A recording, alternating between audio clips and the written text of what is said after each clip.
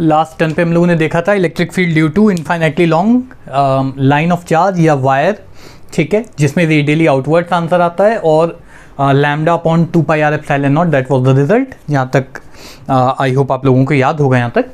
अब हम लोग बात करेंगे electric field due to infinitely long sheet of charge. तो let us form a sheet. ध्यान से देखेंगे यहाँ पे, ये इनफाइनाइटली लॉन्ग है इसलिए इस तरह से बनाइए, मतलब ये बहुत लंबी शीट है, चलती चली जा रही है, ठीक। और पूरे को पॉजिटिवली चार्ज मान लेते हैं, positive positive positive positive positive and positive, right. एक चीज़ और याद रखेंगे कि ये जो शीट ऑफ चार्ज है इस पे चार्ज जो है वो यूनिफॉर्म है, मतलब जितने भी एरिया में चार्ज है that is uniformly distributed. For example, अगर मैं कहता हूँ 1 स्क्वायर मीटर के एरिया में x चार्ज है तो 10 स्क्वायर मीटर के एरिया में 10x चार्ज होगा, ठीक है। और अगर यहाँ पे हम लोग एक गॉसियन सरफेस बनाएंगे तो देखो बच्चों, इसको बनाने के दो तरीके हैं, या तो हम 3D में समझ लें कि ये शीट ऑफ चार्ज है और गॉसियन सरफेस ऐसे आर पार जा रहा है, ठीक है, या फिर मैं दूसरा तरीका बताता हूँ, इसको थोड़ा सा और यू कैन से टिल्ट कर देते हैं, थोड़ा सा बेटर होगा, अभी इजीली बन जाएगा। Okay, this is same sheet of charge, positive positive, आप नेगेटिव भी मान सकते हो, कोई दिक्कत नहीं है। तो एक गॉसियन सरफेस जो हम बनाएंगे वो इस तरीके से बनेगा, ठीक है। दिस सिलेंडर इज लाइक, अगर ये शीट ऑफ चार्ज है तो सिलेंडर इसके आर पार ऐसे जा रहा है, राइट। इसका एरिया हमने मान लिया है ए, ठीक है, इस साइड भी एरिया होगा ए। यहाँ पे जो इलेक्ट्रिक फील्ड होगी वो इस तरफ होगी, भाई ऑब्वियसली अगर पॉजिटिवली चार्ज शीट है तो बाहर की ओर को फील्ड जाएगी और इस तरफ भी पॉजिटिव चार्ज से बाहर को ही फील्ड जाएगी। तो इलेक्ट्रिक फील्ड जो होगी वो इस तरफ को जाएगी और एरिया वेक्टर इधर को जाएगा। सिमिलरली इलेक्ट्रिक फील्ड इस तरफ को और एरिया वेक्टर इस तरफ को, राइट।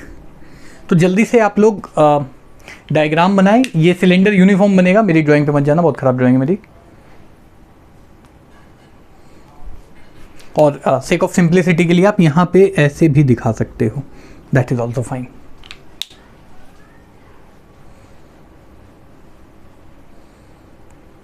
जल्दी से इसको बनाइए।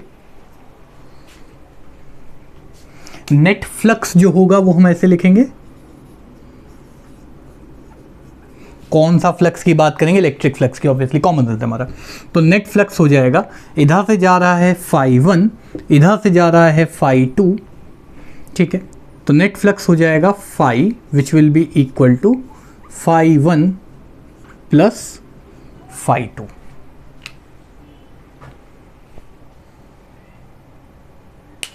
जल्दी से नोट करो, पहले इसको बनाने का भी टाइम दे रहे हैं, पॉज कर लो। अच्छा, ध्यान से देखना, फ्लक्स का फॉर्मूला होता है E डॉट डी ए। यहाँ पे एरिया वेक्टर और E के बीच का एंगल आप लोग देख सकते हो पैरेलल लाइन से, यानी कि होगा 0 डिग्री, यहाँ पे भी 0 डिग्री, ठीक है। इसको E को थोड़ा सा इधर लिख लेते हैं ताकि कंफ्यूजन ना हो, ठीक है। तो we will write flux phi हो जाएगा E ए प्लस E ए।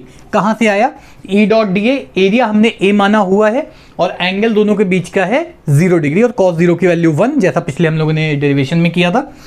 तो नेट फ्लक्स हो जाएगा 2 टाइम्स ऑफ E A, ठीक है। इसको इक्वेशन नंबर 1 मान लो for the sake of simplicity. Now what we will do, we will use Gauss theorem, okay, we will write using Gauss theorem, और Gauss theorem क्या कहता है, फाई जो है ये हो जाएगा, E दिखा लो यहाँ पे, E लिख लो, it will be better, electric flux है, ये हो जाएगा Q अपॉन एप्सिलॉन नॉट, बस वैल्यू रखनी है डायरेक्ट। तो फाई E की value 2 times E into A equals Q upon epsilon naught. E की वैल्यू हमको निकालनी है इलेक्ट्रिक फील्ड की, तो हम E को छोड़ के बाकी सबको RHS में भेजते नहीं है, डिवाइड करते हैं, फिर भी मान लेंगे, मैथ्स की निर्मम हत्या करेंगे ऐसे हम लोग। तो E हो जाएगा Q upon 2 epsilon not a, 2a epsilon not, किसी भी ऑर्डर में लिख सकते हो। और जैसे पिछले वाले डेरिवेशन में हम लोगों ने माना था चार्ज पर यूनिट लेंथ, अब हम मानेंगे चार्ज पर यूनिट एरिया। ठीक है, अब हम लोग लिखेंगे let charge per unit area be sigma, इसको कहते हैं सरफेस चार्ज डेंसिटी। कुछ जगहों पे एरिया चार्ज डेंसिटी भी आपको मिल सकता है। तो सरफेस चार्ज डेंसिटी की बात करते हैं, सिग्मा बनाया है। आप लोगों ने ये वाला सिग्मा देखा होगा, ये स्मॉल सिग्मा होता है, ये capital sigma, small sigma, Greek alphabet से बहुत प्यार है हमें। तो वैल्यू रख देते हैं, तो E का फॉर्मूला बन जाएगा, ध्यान से देखना, Q अपॉन A बन गया सिग्मा, तो ये हो जाएगा sigma upon 2 epsilon not and it will be directed perpendicularly outwards of the sheet. अगर इधर से देखोगे तो इधर, और इस तरफ से देखोगे तो इस तरफ, राइट। तो this is a very simple formula. 2 क्यों आता है? क्योंकि इलेक्ट्रिक फील्ड सिर्फ एक डायरेक्शन में नहीं, दोनों साइड निकलती है, इसलिए आधी लाइन इधर से गई, आधी लाइन इधर से गई। इसको इस तरह से आप लोग समझ सकते हो। इसका भी डेरिवेशन 2 नंबर में आता है, इसको नोट कर लीजिए, पॉज करिए और नोट कर लीजिए। अरे भाई, अभी तक हमने सुना है ना कि एक से भले दो, वैसे ही एक इनफाइनाइटली लॉन्ग शीट की जगह अगर 2 इनफाइनाइटली लॉन्ग शीट आ जाए तब क्या होगा? तो ध्यान से देखो, बहुत सिंपल हो जाता है, इसमें बहुत सारे केसेस बनते हैं। ठीक है, let us say there are 2 infinitely long sheets. अब वो 3D वाला फिगर जो मैं नहीं बना पाता हूँ, बिल्कुल नहीं बनाएंगे। तो ये है शीट 1 जिस पे सरफेस चार्ज डेंसिटी है सिग्मा 1, ओके। और यहाँ पे है दूसरी शीट 2 जिसकी सरफेस चार्ज डेंसिटी है सिग्मा 2। ठीक है, यहाँ पे किसी भी एक पॉइंट में बीच की बात करें, अभी इधर वाले केसेस भी लेंगे, अभी बीच की बात करते हैं। और for the sake of simplicity हमने मान लिया है कि both sheets are positively charged. तो सिग्मा 1 की वजह से जो E होगा वो होगा E1 and it will be directed away, इससे दूर जाती है, पिछले वाले में एग्जांपल में देखा था। ऐसे ही सिग्मा 2 की वजह से जो होगा वो हो जाएगा E2, और E1 का फॉर्मूला जो हम ऑलरेडी निकाल चुके हैं, तो E1 हो जाएगा सिग्मा बाई 2 एप्सिलॉन नॉट या सिग्मा 1 बाई 2 एप्सिलॉन नॉट, क्योंकि यहाँ पे सिग्मा 1 है। ऐसे ही E2 निकालेंगे तो ये हो जाएगा सिग्मा 2 अपॉन 2 एप्सिलॉन नॉट। बहुत सिंपल। और ध्यान से देखो और मान लेते हैं कि E1 ज़्यादा है, सिग्मा 1 जो है वो ज़्यादा है, तो नेट इलेक्ट्रिक फील्ड E, कुछ जगहों पे E नेट लिखा होगा, आप E भी लिख सकते हो, कोई दिक्कत नहीं। E हो जाएगा E1 माइनस E2, क्योंकि दोनों ऑपोजिट डायरेक्शन में वेक्टर्स पॉइंट करते हैं। तो अगर हम वैल्यू रख दें तो E की वैल्यू आ जाएगी, ध्यान से देखना, 1/2 एप्सिलॉन नॉट कॉमन आ जाएगा, अंदर क्या बचेगा? E1 minus E2। अगर E2 ज़्यादा है भाई, अगर ये डायरेक्शन उल्टा होता तो E2 माइनस E1 रख देते, बहुत सिंपल एकदम। और वही चीज़ अगर क्वेश्चन ये कह दे कि भैया क्या होगा अगर सिग्मा 1 और सिग्मा 2 बराबर हो जाए, तब आप क्या करोगे? तो सिग्मा 1 सिग्मा 2 बराबर होंगे, सॉरी यहाँ पे E1 लिख दिया है, ये सिग्मा 1 होना चाहिए, अभी सही है। सिग्मा 1 और सिग्मा 2 अगर बराबर हो जाए तब क्या होगा? सिग्मा 1 सिग्मा 2 बराबर, तो E की वैल्यू 0। तो यहाँ पे हम लोग एक स्पेशल केस लिखेंगे, इफ सिग्मा 1 बराबर सिग्मा 2, इस केस में E हो जाएगा 0। ठीक है, तो अक्सर जब भी इसका क्वेश्चन पूछा जाता है तो आप डायरेक्टली यहाँ से लिखेंगे, ठीक है, क्योंकि यहाँ तक हम लोग पहुँच चुके हैं, मान के चलते हैं। और अगर आप ये लिख रहे हैं, इसके बाद ये वाला केस भी आप बताओगे। ठीक है, तो ये तो केस 1 था जब दोनों पे पॉजिटिव चार्ज है। अब मान लो इस पे नेगेटिव चार्ज होता, मान लेते हैं, अब इधर सॉल्व करते हैं कि ये पॉजिटिव है नेगेटिव है, कोई भी पॉजिटिव कोई भी नेगेटिव हो सकता है। तो भाई पॉजिटिव से तो दूर जाती है इलेक्ट्रिक फील्ड, लेकिन नेगेटिव की तरफ आती है इलेक्ट्रिक फील्ड। इस केस में माइनस की जगह क्या आ जाता? प्लस। तो इस केस में लिखेंगे हम लोग, ध्यान से देखना, E equals sigma 1 by epsilon not 2 epsilon not plus sigma 2 by 2 epsilon not. कुछ कॉमन आएगा तो E की वैल्यू हो जाएगी sigma 1 plus sigma 2 upon 2 epsilon not. ठीक है, जब भी एक पॉजिटिव एक नेगेटिव, यानी कि ऑपोजिट डायरेक्शन या ऑपोजिटली यू कैन से चार्ज शीट्स होंगी। और ध्यान देना, अब इसमें भी अगर सिग्मा 1 सिग्मा 2 बराबर हो जाए, तो इफ सिग्मा 1 बराबर सिग्मा 2, इस केस में इसको सिग्मा मान लो, ठीक ठीक है, बार बार 1 और 2 क्यों बोले हम। तो ई की वैल्यू हो जाएगी, ध्यान से देखना, 2 sigma, sigma plus sigma upon 2 epsilon not. 2 और 2 दुश्मन थे, मर मिटे एक दूसरे पे, तो ई बचेगा सिग्मा अपॉन एप्सिलॉन नॉट। अरे भाई डबल हो जाएगी, सिंपल। यहाँ पे कम होती है, यहाँ बढ़ जाती है। तो दोनों केसेस नोट कर लो, मैं यहाँ लिख भी देता हूँ। तो केस 1 यहाँ लिख लेते हैं, केस 1, ठीक है, ये है केस 2। अभी हम लोग बिटवीन द 2 शीट्स बात कर रहे हैं, ठीक है। अभी हम लोग आउट ऑफ दीज शीट्स भी बात करेंगे। तो जल्दी से पहले ये दोनों नोट कर लो, बहुत सिंपल है। अरे नोट कर लिया होगा सब लोगों ने। फिर से अगर अब हम लोग बाहर वाले पॉइंट्स की बात करते हैं, वो मैं लिख नहीं रहा हूँ, आप खुद से ट्राई करो, बहुत आसान है, देखना बता देता हूँ कैसे होगा। तो भाई अगर हम लोग बाहर के किसी पॉइंट की बात करते हैं, तो अंदर वाले को तो भूल ही जाओ अभी थोड़ी देर के लिए। किसी भी एक पॉइंट पे ले लो, तो सिग्मा 2 की वजह से E2 तो इस तरफ को होगा, और सिग्मा 1 की वजह से भी E1 इधर को होगा। तो ये वाला केस बन जाएगा बाहर के पॉइंट पे। इस केस की बात करेंगे तो किसी भी एक पॉइंट पे E1 इधर को आएगा और E2 भी इस तरफ को आएगा, तो फिर यही वाला केस बनेगा। यानी कि अगर दोनों पॉजिटिव हैं, और बाहर वाले केस की बात करें तो जो पहले अंदर वाला केस लिया था वो बनता है, बाकी सबको सेम रहेगा। सिमिलरली अगर एक नेगेटिव मान लें, तो इस केस में देखो क्या होगा भाई, एक पॉजिटिव एक नेगेटिव, तो यहां पे नहीं, थोड़ा सा और इधर मानते हैं, ध्यान से देखना। E1 इस तरफ को होगा, E1 away from the sheet, और E2 टूवर्ड्स द शीट होगा, यानी कि ये वाला केस बनेगा।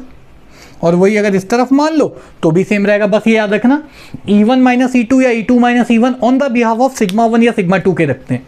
जो बड़ा होता है उसमें से छोटे वाले को माइनस करते हैं, वरना आंसर माइनस में आएगा। और जब भी आंसर वेक्टर का माइनस में आता है, हमको पता है कि हमने डायरेक्शन उल्टी मानी है। तो इट्स वेरी सिंपल। तो मैं सारे केसेस आप लोग नोट कर लो, मैं पॉज करके ज़रा इरेज कर दूं, उसके बाद लिखता हूं। ठीक है भाई, आपने नोट कर लिया होगा, नहीं तो बैक करके कर लेना। देखो, अगर दोनों शीट्स पॉजिटिवली चार्ज्ड हैं, ठीक है, कुछ बुक्स में आपको प्लस प्लस बहुत सारे लिखे हुए मिलेंगे, सेव द टाइम। और अंदर वाले पॉइंट की बात करें तो यहां पे ई जो है ये हो जाएगा, ध्यान से देखना,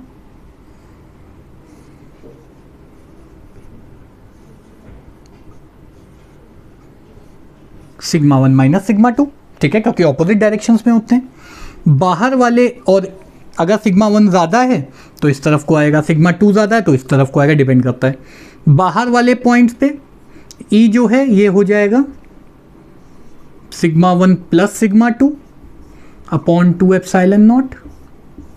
और यही चीज़ यहाँ भी हो जाएगी, ध्यान से देखना, ई की वैल्यू आएगी sigma 1 plus sigma 2 upon 2 epsilon not. तो ये सारे फॉर्मूले याद रखने हैं हम लोगों को, ठीक है। ऐसे ही अगर हम लोग दूसरा वाला केस माने जिसमें दोनों शीट्स ऑपोजिटली चार्ज्ड होती हैं, ये सिग्मा 1, बहुत ही बुरा सिग्मा 1 बनाया है।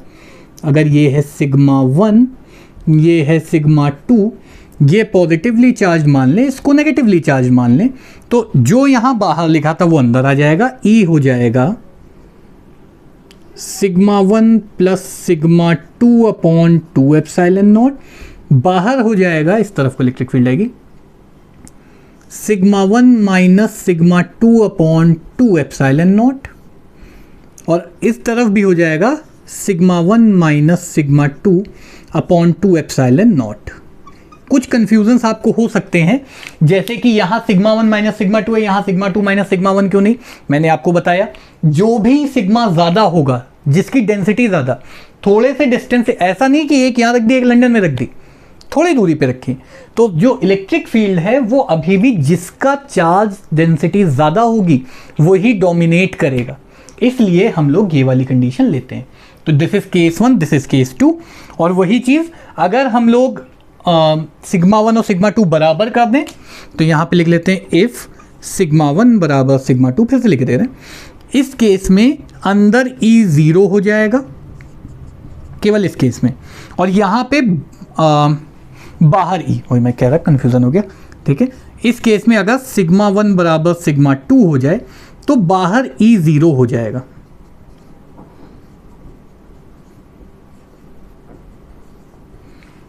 ठीक है, तो ये केसेस आप चाहो तो नोट कर लो, इट्स बेटर, बाकी फॉर्मूला शीट में भी होंगे आपके। बच्चों नेक्स्ट जो हमारा आता है वो आता है electric field due to a charged spherical shell. अच्छा, स्फेरिकल शेल का मतलब भी समझो।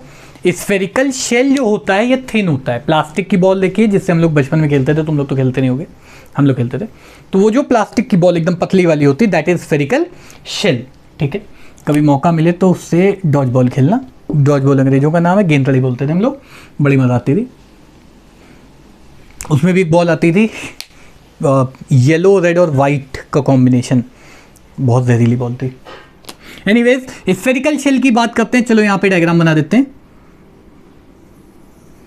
ये एक स्फेरिकल शेल है। ठीक है, इस पे जो चार्ज है वो पूरा इवनली स्प्रेड है, राइट। इस पे ग्राफ भी आता है, ग्राफ बहुत जरूरी है इसका, ये भी जरूरी है, ग्राफ भी जरूरी है। तो 3 पॉइंट बनते हैं। पहला बनता है आउटसाइड द स्फेरिकल शेल, ठीक है, यहां कहीं पे। दूसरा बनता है एट द स्फेरिकल शेल या एट द सरफेस। तीसरा बनता है इनसाइड द स्फेरिकल शेल। तो पहले आउटसाइड की बात करते हैं हम लोग। तो case 1 at a point outside the shell। Generally आपसे एक ही पूछा जाएगा, 2 नंबर में आएगा। अगर आपसे तीनों पूछ लिए जाते हैं तो 3 नंबर में आना चाहिए। दैट्स बेटर फॉर यू, क्योंकि बहुत इजी टॉपिक है। तो भाई जब आउटसाइड की बात करते हैं तो एक गॉसियन सरफेस बना लेते हैं, ठीक है, और फिर वही काम करेंगे। इस पॉइंट पे हमको इलेक्ट्रिक फील्ड निकालनी है, लेटस से ये वाला पॉइंट है। यहां पे एक छोटा सा हमने एरिया मान लिया, तो एरिया वेक्टर इस तरफ को हो गया, और इलेक्ट्रिक फील्ड जो है that is also radially outwards. ठीक है, जल्दी से डायग्राम बनाइए इसका, अभी 1-2 चीजें मेंशन और करनी है। तो भाई बच्चों हम लोगों ने ये वाला डायग्राम बना लिया था, राइट, डॉगी भी नहीं बैठता है। तो ये पॉइंट था O, राइट। ये वाला जो डिस्टेंस था, ठीक है, लेट अस से this is the radius of the sphere, capital R हमने मान लिया। ठीक है, this is the radius of the sphere. और यहां से लेट अस से स्मॉल r का डिस्टेंस ये वाला था, मान लेते हैं, मानने क्या है, आप इसको स्मॉल r मान लो, कोई दिक्कत नहीं। Radius of the sphere, spherical shell की बात करते हैं, कैपिटल R, और जो पॉइंट पे हमने गॉसियन सरफेस बनाया है दैट इज स्मॉल r। तो भाई ध्यान से देखना, क्या E और A दोनों सेम डायरेक्शन में, एंगल हो गया 0 डिग्री। तो हम लिखेंगे फ्रॉम गॉस थ्योरम, बहुत ही बुरा U लिखा है मैंने, गॉस थ्योरम की बात करें तो ध्यान से देखना, इंटीग्रेशन E डॉट डी ए, भाई ये छोटा सा एरिया है ना तो इसको dA मान लो, E dot D A equals Q upon epsilon not. थोड़ा सा इसको सॉल्व करते हैं, E तो कांस्टेंट है, बाहर आ जाएगा, dA का इंटीग्रेशन, अच्छा cos 0 की वैल्यू डायरेक्ट रख दें, या चाहो तो एक स्टेप और बढ़ा लें, इसको यहाँ पे लिख लेते हैं। तो ध्यान से देखना, क्लोज इंटीग्रेशन, इसको एरिया या सरफेस इंटीग्रेशन भी कहते हैं, कंफ्यूज नहीं होना है, E dA cos 0 डिग्री। ठीक है, because area is angle is 0 degree. तो भाई यहाँ पे वैल्यू रख देते हैं, ये हो जाएगा इंटीग्रेशन, E बाहर आ गया, dA बचा, इसका क्लोज इंटीग्रेशन आपको पता है स्फीयर का क्या होता है, 4πr²। ये हो जाएगा Q अपॉन एप्सिलॉन नॉट, बहुत सिंपल।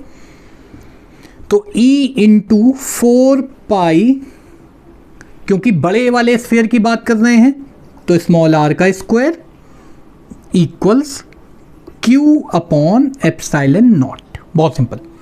ये सब छीछा लेकर भेज दो उधर, तो जो वैल्यू बचेगी वो बचेगी, ध्यान से देखना, E equals 4 pi epsilon not को 1/4 पे एप्सिलॉन नॉट अलग लिख लें, ऐसे हमारा मन, तो ये बन जाएगा 1/4 pi epsilon naught q upon r square. R याद रखना क्या है, स्मॉल आर है, रेडियस ऑफ द स्फीयर नहीं है, जो डिस्टेंस माना है वो है। तो ध्यान से देखो, अगर हम लोग किसी स्फेरिकल शेल से दूर जाते हैं, सरफेस से आगे चले जाते हैं, तो सरफेस से आगे जाने पे हमको एक चीज़ पता चलती है, that you can say that if this shell is behaving like a point charge, क्योंकि फॉर्मूला तो पॉइंट चार्ज का ही मिला हमें और रेडियली आउटवर्ड्स है। तो यहाँ पे ये भी लिख लो, रेडियली वैसे कहीं लिखा नहीं है, पर यहाँ लिख लो आउटवर्ड्स, आउटसाइड नहीं, आउटवर्ड्स। ठीक, बहुत सिंपल। पॉज करिए और नोट करिए। इसके बाद फिर हम लोग सेकेंड केस पे जाएंगे, which is at the surface. मैं आप लोग पॉज कर लो, ठीक है, यहीं पे, and I will clean the board. दूसरा केस भाई, एट द सरफेस की बात करें तो एट द सरफेस में जो गॉसियन सरफेस है वो बिल्कुल इसी सरफेस के ऊपर बनेगा। बहुत अच्छा मैंने डायग्राम बनाया, लाइफ में इतना अच्छा मैंने नहीं बनाया, वाह।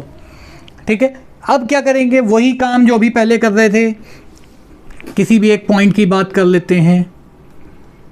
ओके, यहां पे ले लें DA E, दोनों के बीच का angle 0 degree, capital R radius. तो हमको पता है फाई E होता है close integration E dot DA, ये होता है Q अपॉन एप्सिलॉन नॉट। इसको हम लिख सकते हैं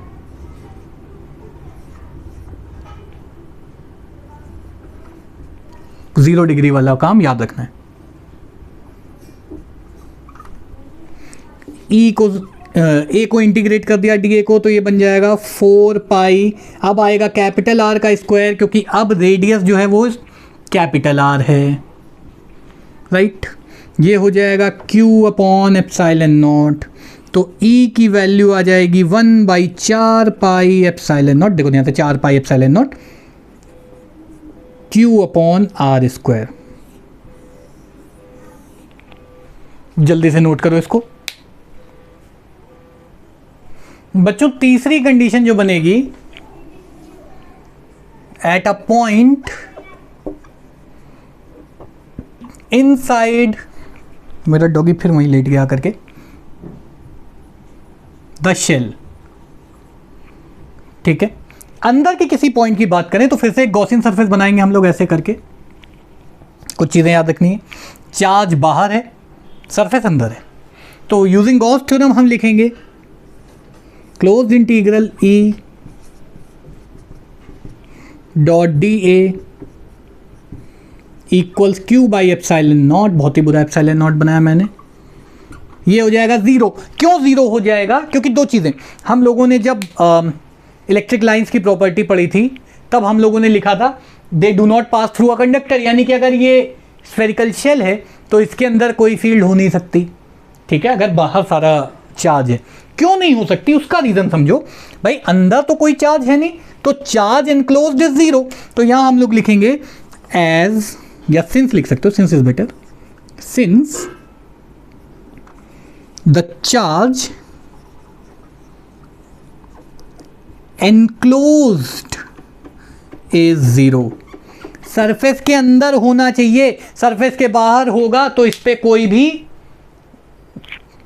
उल्टा, हाँ, अगर सरफेस के बाहर चार्ज होगा तो इसमें कोई भी इलेक्ट्रिक फील्ड नहीं होगी। तो जल्दी से इसको हम लोग नोट कर लेंगे, बहुत सिंपल, तीनों केसेस याद रखने हैं। पॉज करके जल्दी से इसको लिखो, उसके बाद हम लोग ग्राफ भी देख लेते हैं। बच्चों भाई ग्राफ की बात अगर हम लोग करें तो बहुत सिंपल सा एक ग्राफ बनता है, ध्यान से देखना। कहीं पे भी आप ओरिजिन मान सकते हो, ठीक है, तो मैं यहां पे ओरिजिन मान लेता हूं। ओके,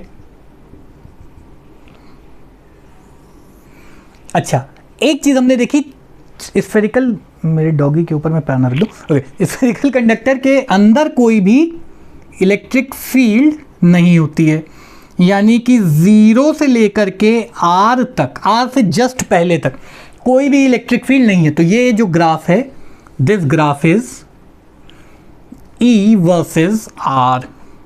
ठीक है, इलेक्ट्रिक फील्ड विद डिस्टेंस। और सबसे ज्यादा इलेक्ट्रिक फील्ड भाई, क्योंकि हमको पता है ई का फॉर्मूला था 1/4πε0 Q अपॉन आर स्क्वायर। यहां पे आर की वैल्यू जितनी कम होगी उतनी ही इलेक्ट्रिक फील्ड ज्यादा, और सबसे कम आर की वैल्यू थी कैपिटल आर, यानी कि इसका डिस्टेंस भाई जैसे से आर बढ़ेगा ई कम होता जाएगा।